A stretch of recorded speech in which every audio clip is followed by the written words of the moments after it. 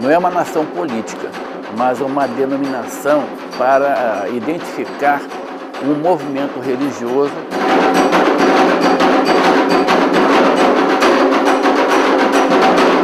O candomblé, ele é depositário das mais autênticas tradições africanas em nossa terra.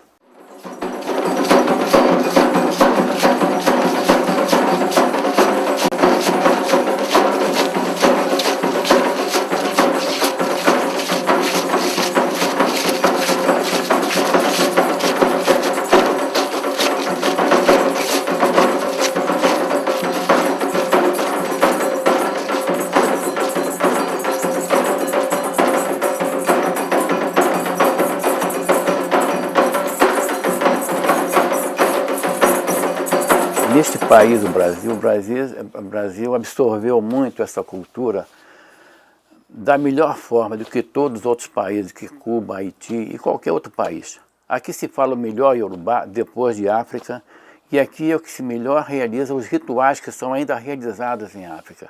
Então essas antigas mães de santo, esses personagens que procuraram manter viva essa religião, eles são merecedores do maior crédito, do maior estímulo, inclusive seus herdeiros atuais, que procuram continuar todas essas tradições. O candomblé é uma religião monoteísta, só acredita em um Deus, que chama-se Olorum, Olodumare, e outros tantos nomes que existirem, porque esses nomes significam o atributo que a entidade tem.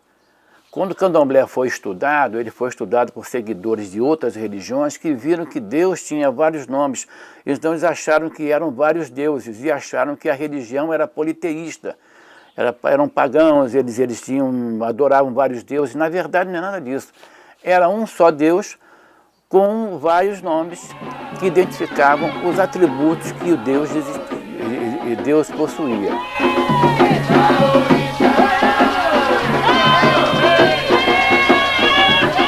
Tudo que acontece em nosso corpo, as nossas emoções, os nossos atos, nossas ações, está identificado com determinados orixás. Por isso que existem diferentes orixás e as pessoas são filhas de um determinado orixá.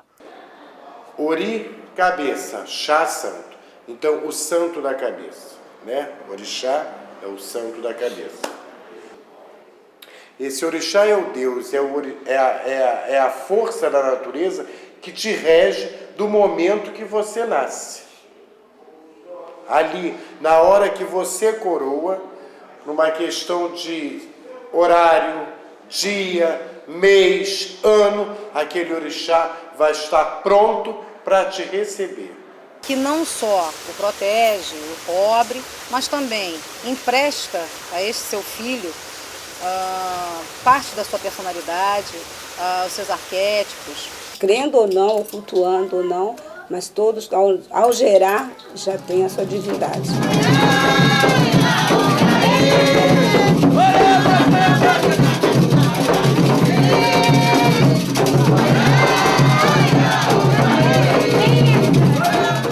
E aqui centralizou-se muitos negros de Angola, os negros iorubás, todos aqui no Rio de Janeiro e no sul de Minas. Isso produziu uma transformação muito interessante. Quando a cultura do café ocorreu no Rio de Janeiro, foi logo após a libertação dos escravos, os negros eles eram obrigados a procurar sobreviver através de um trabalho pago, né? Eles eram requisitados para trabalhar. Eles tiveram que abandonar as suas práticas religiosas radicais, como era o candomblé. Eles tiveram assim, mais tempo, mas eles não queriam perder as suas tradições africanas. Então eles se organizaram em pequenos grupos modificados, e que viria a produzir mais tarde um ritual africanizado, um ritual afro-espírita, e que seria a Umbanda. Porque no Rio de Janeiro existia uma modalidade de culto chamada cabula, ou cábula, e o omolocô. O omolocô se baseia num sistema de crença dos negros de Angola de um povo conhecido como Quiocos de Lunda, situados em Lunda do Norte, a nordeste de Angola, às margens de um rio lindo, chamado Rio Zambeze, e desses sistemas de crença que se originou o homolocô que nós praticamos hoje. O mais antigo que tem no Rio de Janeiro é o candomblé Jeje, fundado em 1876 por Mãe Rosena, era da nação Jeje. Hoje, a gente já não... muita coisa não se tem nem condições de fazer, até por problemas de espaço físico. Essa nação, ela veio para o Brasil por determinação de voduns, porque nós lidamos com voduns, com ancestrais divinizados, com força, com espírito, né? Porque vodum quer dizer isso. Ludovina Pessoa foi a mulher que foi escolhida por voduns para fundar na Bahia 3 templos de Jeje. O centro da cidade era o núcleo onde todos se localizavam. Não existia exatamente bairros, Baixada Fluminense, essas coisas vieram surgir mais tarde por ocasião da criação da Estrada de Ferro, que procurou levar todo esse público do centro da cidade para a Baixada, para os bairros distantes. O que eles fizeram aqui no Rio de Janeiro? Eles fundaram, eles criaram a matriz de um candomblé, quer dizer, uma ramificação de Salvador para o Rio de Janeiro, e fundaram aquilo que viria a se denominar de axé. No centro da cidade não havia espaço para realizar todos os rituais que o candomblé exigia, as águas de Oxalá, Olubagé, Peté da Oxum, Sade de Iaô, não tinha espaço, era tudo no cubículo, no cantinho da casa. Poucos tinham uma casa grande. Então o que eles fizeram? Foram para o subúrbio. No subúrbio existiam terras maiores, amplas. Ali se deu o quê? O grande crescimento do candomblé. Tenho 55 anos de idade e 50 anos de santo. Fui iniciada no dia 6 de janeiro de 1955. Rio de Janeiro, aqui no bairro do Pantanal, em Duque de Caxias. Nós temos o orixá Oloque, que foi o orixá da senhora que trouxe o axé, o Ifon, que é lá da Travessa do Louco, que foi africana, Maria Bernarda da Paixão Violão, junto com o tio Firme Yacicá, e ela era também da ilha de Oloroquê, e era a única que teve esse orixá no Brasil.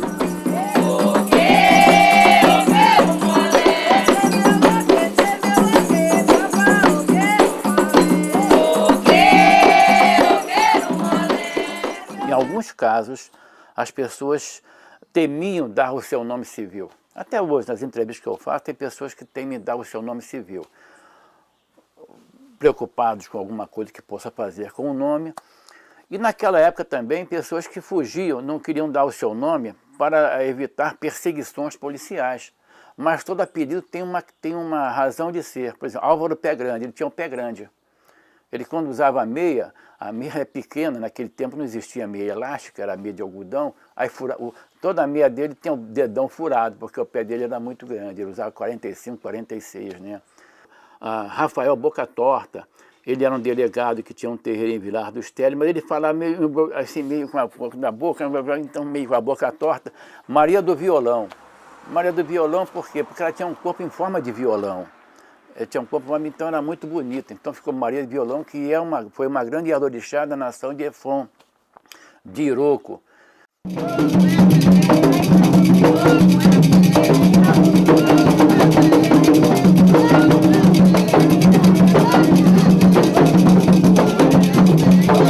A cultura banto, a cultura angola, ela é regida por fundamentos de folhas, inclusive chamada Nação das Folhas, e a Nação das Rezas. Nada se faz na cultura Congo-Angola, na cultura Angola, que não tenha reza. O ato de tirar uma folha, o ato que cai uma folha no chão, o ato de se impor as mãos na cabeça do iniciado, o ato de louvar um inquice, o ato de louvar uma energia na natureza, tudo é regido por folhas. Às vezes, quando se louva a tradição da nação, a tradição que veio da África, se reza como se reza assim: Emuchaka, tumburungum, zungum, zungum, zumburaburá, um sequência de condamanducaia. E que achamutan como lacheta, o eco e coro, como ao eco e coro, luangum, zumuzanga. Taca, taca, lega, lega, mariputi, zekua. Sequência de quando anda, anda, sequência de quando eu andar. Então você vê, nessa reza nós louvamos a tradição e a ancestralidade da nação.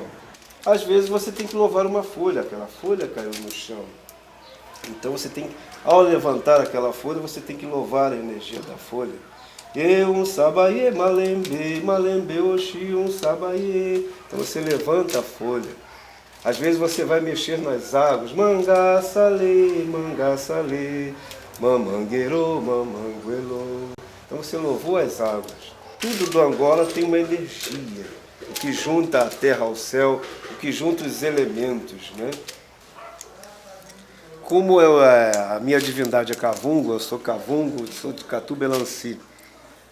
Então tem diversas cantigas e rezas de Cavungo. Entre elas nós temos uma que diz assim: um sumbuê, um sambunanguê, é um cinta, é um salusquenda, ele embadile, é maior que cita, é maior que salusquenda.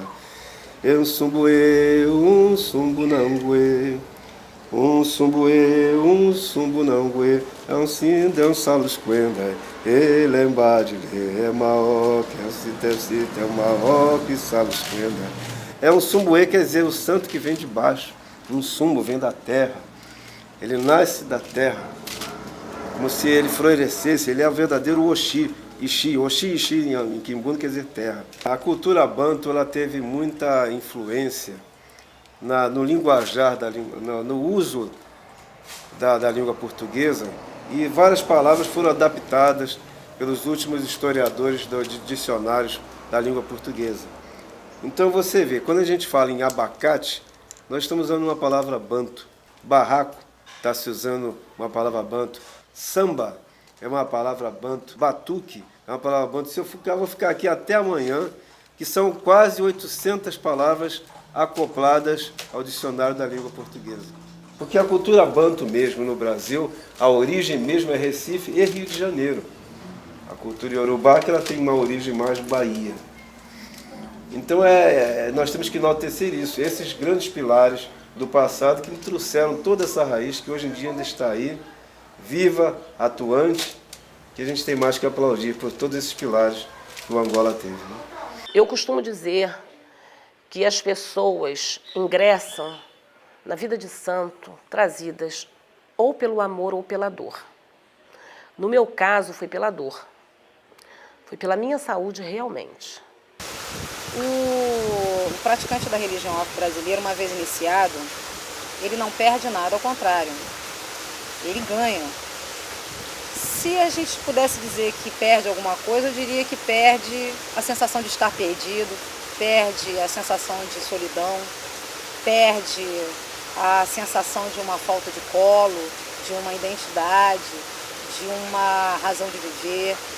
Existe uma diferença, por mais que as pessoas digam que não, mas existe a diferença do antes do agora, né? A gente renasce. Uma série de mudanças são promovidas, mas a principal delas é a mudança interior, é a reformulação da pessoa enquanto indivíduo, enquanto parte de uma comunidade. Eu até os 10, 12 anos, eu fui coroinha da Igreja de Nossa Senhora de Conceição e Boa Morte aqui no Rio de Janeiro, na Rua Miguel Couto, com Buenos Aires. Até hoje essa igreja está lá linda e maravilhosa. Aos sábados, eu ia tocar o sino da igreja na hora da missa. E comecei a passar muito mal. Não podia tocar sino, senti umas coisas estranhas. A família querendo levar para psiquiatra, alguma coisa assim, como se eu estivesse meio maluco. Depois de muitos anos procurando zelador, né, eu conheci meu pai de santo, Tata Carlos Cavungo, né, e tomei a decisão de fazer, né, fazer o santo, né, passar pela feitura, o ritual de iniciação. Ele jogou para mim, tá? Fez um jogo, viu essa precisão de eu ser do candomblé, de eu ter que fazer santo. Então nós marcamos, providenciamos tudo, e eu recolhi, fiz o meu santo, e até hoje eu estou aqui. Sou do Oxalá, o Oxalá para mim é tudo, é o meu santo, é meu amor, meu carinho. Minha mãe é sã. Passei a chamar, no caso, essa senhora, que não é, antigamente era só senhora, era mãe de santo, mas não era minha. Como minha mãe, amo como minha mãe realmente. Oiabá, me chorou, e. Oiadabá, bioloie. Oiadabá, lereu. Oiabá,